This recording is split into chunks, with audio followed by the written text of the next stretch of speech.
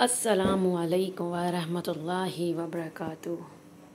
आज की मेरी वीडियो बहुत ज़्यादा ख़ास है, ख़ास करके मेरी प्यारी बहनों के लिए जो बहुत ज़्यादा परेशान होती हैं कि डिलीवरी के वक्त कौन से हॉस्पिटल में हमें अपना नाम लिखवाना चाहिए, तो उनके लिए है। देखिए, अल्लाह पाक के साथ बहुत बेनियाज़ है और किसी भी काम में अल्लाह की रज़ा शामिल करने के लिए ही हम इस्तिखारा करते हैं। तो ये ऐसा इस्तिखारा मैं बता रही हूँ जिसका 100% बेस्ट रिज़ल्ट होता है। ये मेरा अपना आज़माया हुआ है। सबसे पहले तो बात कि इस्तिखारा हम क्यों करवाते हैं। हम इस्तिखारा इसलिए करवाते हैं कि हमें पता चल जाए कि अल्लाह पाक की इसमें रज़ा शामिल है या नहीं है, और इस्तिखारा से हमें एक तसल्ली हो जाती है, दिल को सुकून मिल जाता है कि चले हमने इस्तिखारा कर लिया है और इसमें पता चल गया है कि इस चीज़ में अल्लाह की रज़ा शामिल थी या नहीं थी। तो इस्तिखारा एक बहुत अच्छी जो है चीज़ है अल्लाह पाक की रज़ा शामिल करने के लिए, और अल्लाह पाक की रज़ा जानने के लिए इस्तिखारा बहुत बहुत बहुत अच्छी चीज़ है। जैसे कि घर आपने लेना है तो घर लेने से पहले इस्तिखारा कर लें। कोई भी आपको कारोबार स्टार्ट करना है, कारोबार स्टार्ट करने से पहले इस्तिखारा कर लें। कोई भी आपको नौकरी के सिलसिले में जाना है कहीं, तो उस नौकरी के लिए आप स्टार्ट कर लें इस्तिखारा। और ख़ास करके डिलीवरी रूम, डिलीवरी हॉस्पिटल, जो औरतें हैं कि वो जानना चाहती हैं कि हमें कौन सा हॉस्पिटल सही रहेगा, कौन सी डॉक्टर सही रहेगी, तो वो उनके लिए तो बेहतरीन है। क्योंकि और हामला औरतों की दुआएं, जैसे मैंने आप लोगों को बताया, पूरी भी होती हैं, और वो इसी अक़ीदा ईमान के साथ अगर करेंगी कि हमने अल्लाह पाक ने बहुत बेहतरी रखनी है और रखेगा आगे, तो वो इस्तिखारा इस चीज़ का भी कर सकती हैं। अब मैं आप लोगों को इस्तिखारा का तरीका बताऊंगी कि इस्तिखारा कैसे करना है। बहुत आसान तरीका है, नमाज के ज़रिए ही करना है और 5 मिनट में आपने रिज़ल्ट हासिल करना है। किस तरह पढ़ना है, किस तरह क्या करना है, आपने वीडियो पूरी देखनी है, तवज्जो के साथ देखनी है, ताकि एक एक चीज़ आप लोगों के समझ आए कि किस तरह इस्तिखारा करना है। कुरान पाक की सूरह ज़लज़ला, जो कि अम्मा पारा में 30वें सिपारे में है, उसकी कौन सी आयत से हमें, कौन सी 2 आयत से हमें इस्तिखारा करना है, वो मैं अभी आप लोगों को बता रही हूँ कि कौन सी 2 ऐसी आयत है जिससे हमने इस्तिखारा करना है। सबसे पहले आपने ये 2 आयत लिखनी है। फ़मन यअमल मिस्क़ाल ज़र्रतिन खैरन यरा वमन यअमल मिस्क़ाल ज़र्रतिन शर्रन यरा। फ़मन यअमल मिस्क़ाल ज़र्रतिन खैरन यरा 3 पर्चियों पे लिखना है 3 मरतबा।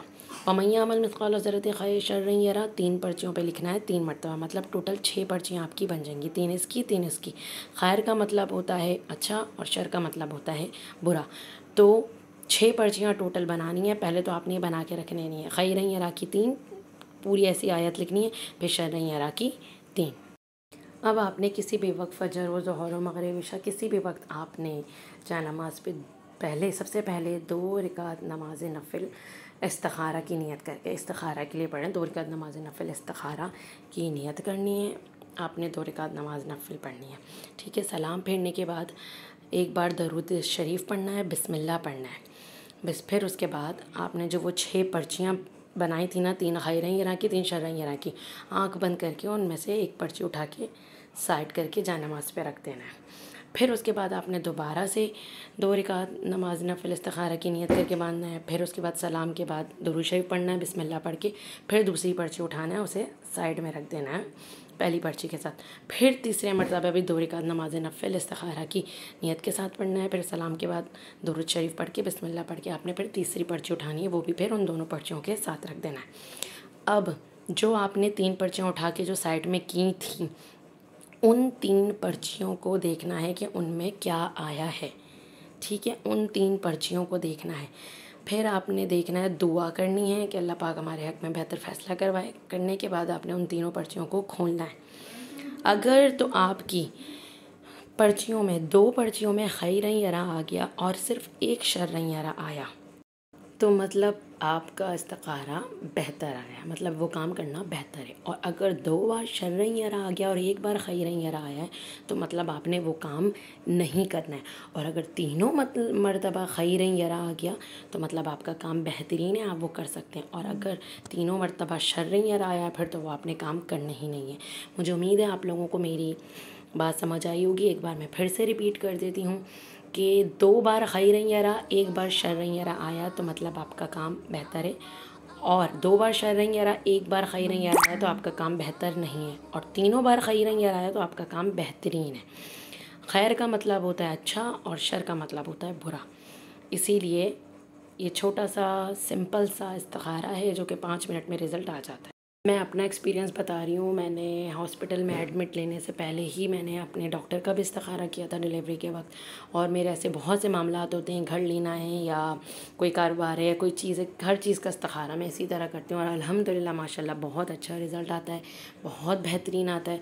बस बात इतनी होती है, अल्लाह पाक के साथ अक़ीदा और ईमान के साथ काम को करना होता है और दिलों और नियतों को साफ़ रख के करना होता है। उम्मीद करती हूँ आप लोगों को मेरे सारे एक्सपीरियंस से बहुत फ़ायदे हासिल होते होंगे। इंशाल्लाह इसी तरह मेरे साथ रहें। आगे की अच्छी अच्छी वीडियोस के लिए मेरे चैनल के साथ रहें। लाइक शेयर सब्सक्राइब लाजमी किया करें ताकि आप लोगों को मेरे साथ साथ ऐसे ही फ़ायदा पहुँचे जिससे बाकी सबको मिल रहा है और सवाब आप लोगों को भी हासिल हो और मुझे भी हो। दुआ में याद रखें। अल्लाह हाफ़िज़।